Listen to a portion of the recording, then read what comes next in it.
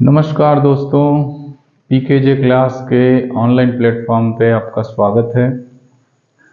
पिछली वीडियो में आपने जो हमें प्यार दिया उसका बहुत बहुत आभार। आज हम इतिहास के अगले चरण में, जैसा कि हमने पूरा पाषाण काल, मध्य पाषाण काल, नव पाषाण काल आदि इतिहास को पढ़ते हुए विकास के नए क्रम में पहुंचते हैं और आज हम भारत की सबसे महत्वपूर्ण सभ्यता सिंधु घाटी सभ्यता या हड़प्पा सभ्यता के बारे में पढ़ेंगे। सबसे पहले तो ये जान लें कि इस सभ्यता का स्वरूप क्या था और किन किन टॉपिक्स के अंतर्गत हमें इस सभ्यता का अध्ययन करना है। तो सबसे पहले हम आते हैं, कुछ महत्वपूर्ण टॉपिक हैं उनको देख लेते हैं और इन्हीं टॉपिक के अंतर्गत हमें सिंधु घाटी सभ्यता का अध्ययन या हड़प्पा सभ्यता का अध्ययन करना है। तो हमारा जो पहला टॉपिक आता है वो आता है हड़प्पा सभ्यता की खोज कब हुई। दूसरी जो इसकी महत्वपूर्ण परिचर्चा का पार्ट है वो ये है इसका कालखंड। तीसरा जो महत्वपूर्ण पार्ट है इसका नामकरण। चौथा है इसका विकास स्तर और पांचवा है इसके उद्भव और विकास स्तर की विशेषताएं क्या हैं। इसी के अंतर्गत इसका विस्तार क्षेत्र क्या था, इसका प्रमुख स्थल क्या था और इसके पतन के क्या कारण थे। ये वो कुछ प्रमुख बिंदु हैं जिसके अंतर्गत हम इस पूरी सभ्यता की बात करेंगे। अगर इस सभ्यता की बात करें, हड़प्पा सभ्यता की बात, तो ये एक बड़ी अद्भुत और भारत की एक बड़ी विकसित सभ्यता मानी जाती है। जैसा कि इस सभ्यता के उत्खनन से हमें जो साक्ष्य मिले हैं उनके आधार पर अगर हम इस सभ्यता का विश्लेषण करते हैं तो ये पाते हैं कि जो आधुनिक नगरों में जैसा व्यवस्था थी, जैसा सिस्टम था, जैसा इंजीनियरिंग सिस्टम था, ठीक उसी प्रकार की व्यवस्था इस कालखंड में भी थी। तो इंजीनियरिंग का या फिर ये कह सकते हैं कि अभियांत्रिकी का एक बड़ा ही बेजोड़ नमूना सिंधु घाटी सभ्यता या हड़प्पा सभ्यता है। तो इसके कालक्रम में जरा सा हम चर्चा करते हैं और चूंकि आज हम ये वीडियो एक शॉर्ट वीडियो के रूप में बना रहे हैं कि हमें इसमें क्या क्या पढ़ना और समझना है। तो मूल रूप से हड़प्पा सभ्यता के बारे में हम जानकारी जो आपको देने वाले हैं कि इसका स्वरूप क्या था, इस पे एक छोटी सी चर्चा करते हैं और कल हम इस पे विस्तार से या अगले वीडियो में हम इस पे विस्तार से आगे बढ़ेंगे। तो हड़प्पा सभ्यता जो थी वो थी क्या, उसके बारे में हम थोड़ी सी परिचर्चा प्रस्तुत कर रहे हैं। हड़प्पा सभ्यता भारत की सबसे प्राचीन सभ्यताओं में एक थी। हालांकि इसके खोज की कहानी बड़ी आश्चर्यजनक है। सबसे पहले लोगों का ऐसा मानना था, इसकी खोज से पहले ऐसा मानना था कि वैदिक सभ्यता ही भारत की सबसे प्राचीन सभ्यता है। लगभग 1826 ईस्वी के आसपास एक अंग्रेज होते हैं जिनका नाम होता है चार्ल्स मैसन। वो सबसे पहले ईस्ट इंडिया कंपनी के वो कोई अधिकारी थे। वो सबसे पहले हड़प्पा स्थल पर जाते हैं, वहाँ टीला वाला कुछ ऐसा देखते हैं और वो अपनी रिपोर्ट में लिखते हैं कि यहाँ पे कुछ सभ्यता या इस तरह की कोई चीज का अवशेष मिलता है। मतलब अवशेष के बारे में वो बताते हैं कि मतलब ऐसा कुछ यहाँ है, लेकिन इस पे बहुत जोर नहीं दिया जाता है। आगे बढ़ते हैं जब, तो यहाँ पे जब कराची और लाहौर के बीच रेलवे लाइन बनने की बात हुई तो यहाँ पे खुदाई की गई। खुदाई जब की गई तो यहाँ से बहुत सारे ईंटें मिली और उन ईंटों का उपयोग तत्कालीन ठेकेदारों ने रेलवे लाइन के निर्माण में किया।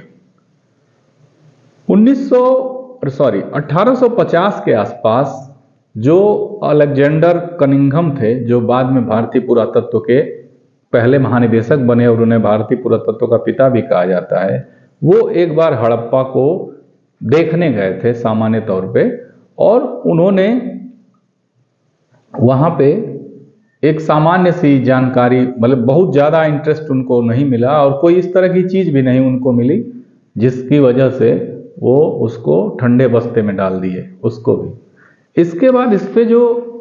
इसके बाद अलेक्जेंडर कनिंघम एक बार जब भारतीय पुरातत्व की स्थापना हो चुकी है, चार्ल्स मैसन ने इसको इंडिकेट किया था। तो चार्ल्स मैसन के इंडिकेशन के बाद अलेक्जेंडर कनिंघम को ऐसा लगा कि यहाँ कुछ उत्खनन कार्य कराने चाहिए।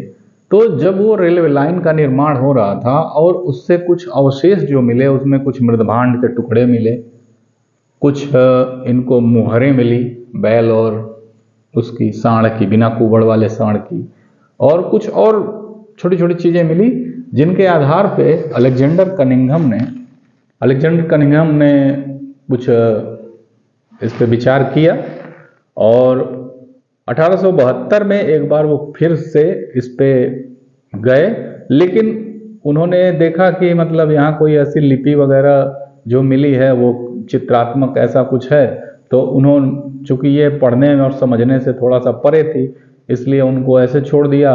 और उनको ये लगा कि ये कुबड़ वाला, जो बिना कुबड़ वाला बैल वगैरह है, तो इसका कहीं कोई भारतीय उससे कोई लिंक नहीं है, तो इसलिए वो इसको बहुत ज़्यादा उन्होंने महत्व नहीं दिया और ये इसको ठंडे बस्ते में डाल दिया।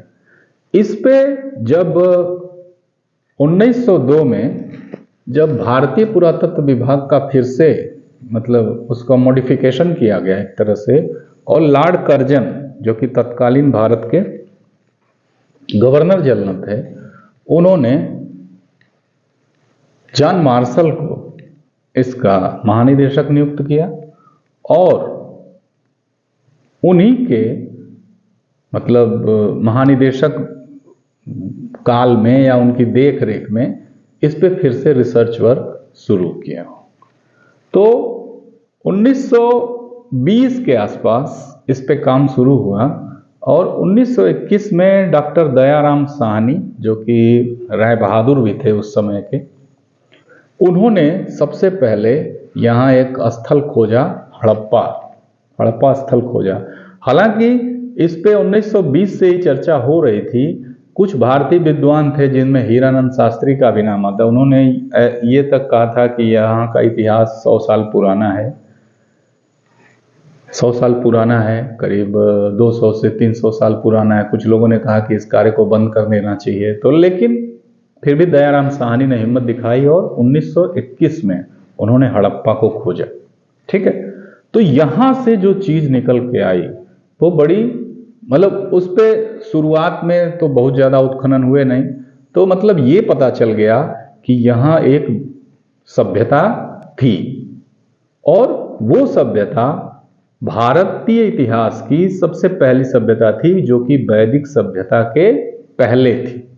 ठीक है, अब इसके बाद जब हम इसमें और ज़्यादा मतलब उस थोड़े दिन बाद, मतलब 1922 में फिर राखाला दास बनर्जी या आर डी बनर्जी ने मोहनजोदड़ो की खोज की। मोहनजोदड़ो से भी बहुत सारे ऐसे प्रमाण मिले जिनका कुछ न कुछ संबंध जो था हड़प्पा के जो चीज़ें मिली थी उसी से मिलती जुलती चीज़ें मोहनजोदड़ो में भी मिली। तो ये चीज़ कंफर्म हो गई कि यहाँ एक बड़ी विकसित सभ्यता प्राचीन काल में थी। अब हम आगे बढ़ते हैं और तो ये तो एक रही खोज की बात। आज हम चूंकि छोटे छोटे टॉपिक पे चल रहे हैं, मतलब आपको एक सामान्य सा इंट्रोडक्शन देने का प्रयास कर रहे हैं कि हमको पढ़ना क्या है। दूसरी बात आती है कि इसका कालखंड क्या है सिंधु घाटी सभ्यता का। ठीक है, तीसरा चीज आता है कि इसका नामकरण आखिर हड़प्पा सभ्यता ही क्यों दिया गया, इसका उद्भव और विकास का स्तर क्या था और इसकी विशेषताएं क्या थी। ठीक है, इसके लिए हम देखते हैं और ये जानने का प्रयास करते हैं कि वास्तव में सिंधु घाटी सभ्यता का स्वरूप क्या था। वो ग्रामीण थी, शहरी थी या कैसी थी? तो देखिए, जो कि हमारी रिसर्च वर्क से पता चला है, ये हड़प्पा का जो स्तर था वो 3 स्तर का था। पहली प्रारंभिक स्तर, विकसित स्तर और परिपक्व स्तर। ठीक है, जैसे प्राक हड़प्पा, फिर जैसे प्राक हड़प्पा या पूर्व हड़प्पा, मतलब पूर्व हड़प्पा काल, हड़प्पा काल और उत्तर हड़प्पा काल, इसे 3 कालखंडों में बांटा गया। ठीक है, कुछ लोगों का ऐसा मानना था, चूंकि देखिए एक सीधी सी बात है कि जब ये कालखंड चल रहा था भारत में 1920 के आसपास, 21 के आसपास, उस समय भारत पे अंग्रेजों का शासन था और अंग्रेज ये दिखाना चाह रहे थे कि हम बड़े सभ्य हैं। तो उन्होंने सीधा सीधा ये माना कि ये भारतीय सभ्यता जो थी, यहाँ कोई ऐसी सभ्यता नहीं थी। ये तो लोग उस समय की जो तत्कालीन सभ्यताएं थी, जो सुमेरियन सभ्यता थी, जो असीरियन सभ्यता थी, जो मिस्र की सभ्यता थी और जो मेसोपोटामिया की सभ्यता थी, वहां से लोगों का प्रवर्जन हुआ और वो आकर के भारत में ऐसी सभ्यता का निर्माण किए। तो एक बहुत बड़ा कारण ये था कि वो चूंकि औपनिवेशिक काल था, इसलिए वो ये पचा नहीं पा रहे थे इस बात को कि भारतीय लोग इतने आगे थे। तो कहीं ना कहीं उन्होंने अपने को बेस्ट साबित करने के लिए, चूंकि ये सभ्यता काफी पुरानी आई, मतलब जो उसका अध्ययन किया गया तो ये काफी पुरानी सभ्यता के रूप में, मतलब ये लगा कि मतलब जैसे मेसोपोटामिया की सभ्यता काफी प्राचीन सभ्यता, यूरोप की सभ्यता काफी, मतलब उससे काफी बाद की सभ्यता।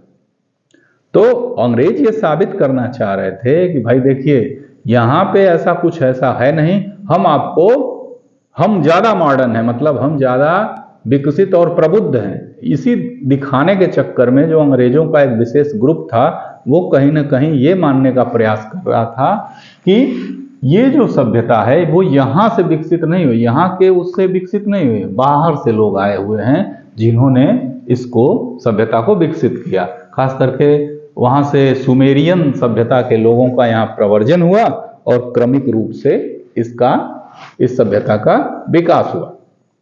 ठीक है, एक तो ये था। लेकिन वास्तविकता ये थी कि जो भारत की संस्कृति थी, जो कि भारत में नवपाषाण संस्कृति थी और धीरे धीरे वो विकसित होकर के ताम्रपाषाण और कांस्य युगीन सभ्यताएं, जो भारत में छोटी छोटी सभ्यताएं विकसित हुई, कहीं ना कहीं उन्हीं के विकास का परिणाम हड़प्पा सभ्यता या सिंधु घाटी सभ्यता थी।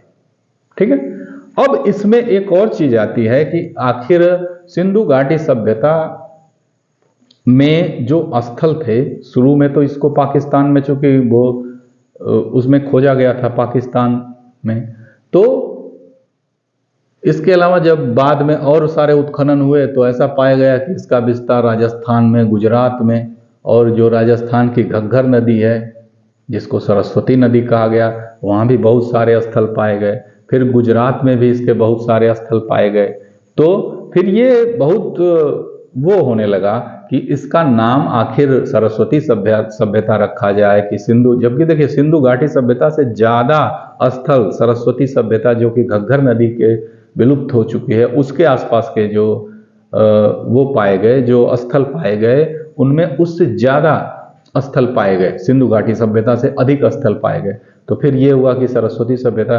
तो इस तरह के विवाद से बचने के लिए, चूंकि हड़प्पा नगर सबसे पहले खोजा गया था, इसलिए इसका नाम हम हड़प्पा सभ्यता रख दिए। इसके बाद और जो इसका दूसरा टॉपिक आता है, तो ये तो एक नामकरण की बात हो गई। अगर उद्भव और विकास की बात करें, इसके विकास स्तर की बात, इस पे भी हमने चर्चा कर ली है। तो आज हम इसके स्वरूप को थोड़ा सा समझने का प्रयास किए। अगली वीडियो में हम विस्तार से इस पे चर्चा करेंगे। ठीक है दोस्तों, ये एक छोटी सी जानकारी सिंधु घाटी सभ्यता के संबंध में थी, और बाकी विषयों पे हम विस्तार से चर्चा इसके अगले वीडियो में करेंगे। ठीक है दोस्तों, इस वीडियो को लाइक करिए, सब्सक्राइब करिए और आगे जुड़े रहिए हमसे। हम आपको सिंधु घाटी सभ्यता के स्वरूप को कल समराइज करके, अगले वीडियो में समराइज करके और बेहतर तरीके से प्रस्तुत करने का प्रयास करेंगे। ठीक है दोस्तों, धन्यवाद।